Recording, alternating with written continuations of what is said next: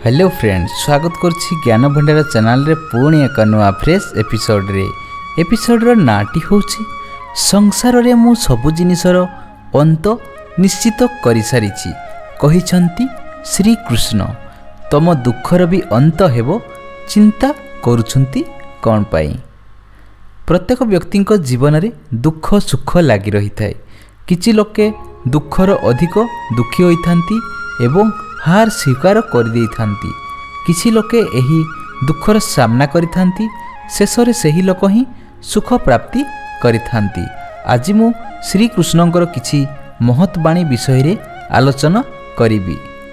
कुरुक्षेत्र रे श्री कृष्ण अर्जुन को किछि महत् बाणी देइथिले एवं एहा पूरा संसार रो निराट सत्य अटे एवं एही मार्ग रे जेउ व्यक्ति जाइथांती तांको जीवन रे केबे हेले कोनोसी समस्या आसी न थाए। श्री कृष्णंक कहिबा अनुसार संसार रे सबु जिनिसर अंत निश्चित अटे, तेणु तुम दुखर भी दिने ना दिने अंत हेबो। मनुष्य जन्म हेले मृत्यु भी सत्य निश्चित अटे।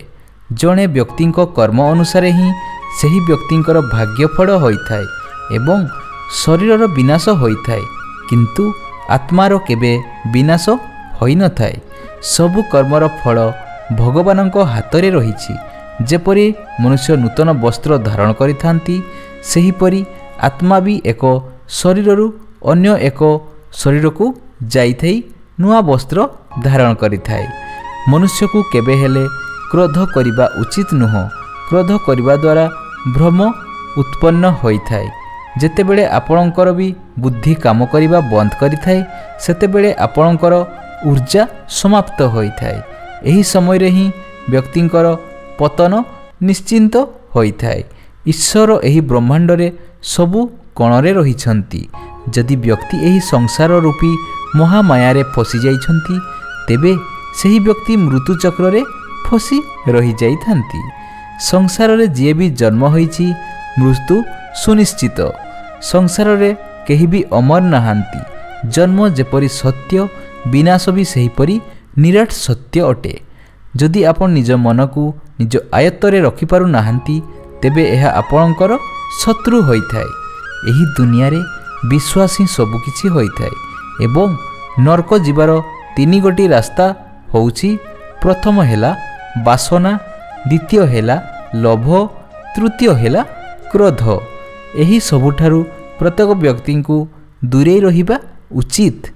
जो माने ज्ञानी अटंती से माने कर्मर सठिक अर्थ जानी थांती। तुमे कौन आनिथिलो, कौन बा नेकी जीव। तुमे किछि नेकी आसी ना हो कि किछि भी हजई ना हो, तेणु दुख करिवार किछि प्रश्न नहीं।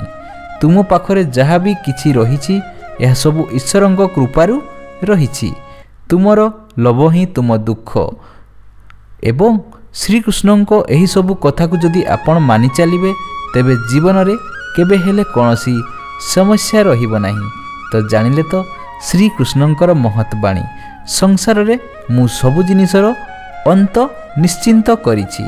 तुमर दुखर भी अंत हेबो, चिंता करूछंती कोन पाई। आशा करछि आपनको एही श्रीकृष्णंकर महत् बाणी गीता टिप्स जानिकी भल लागिथिबो। जदि भल लागले निहाती गोटे लाइक करिवे। आ जदि ए पर्यंत चैनल सहित जडी होइने त मो चैनल को सब्सक्राइब करिवे। धन्यवाद।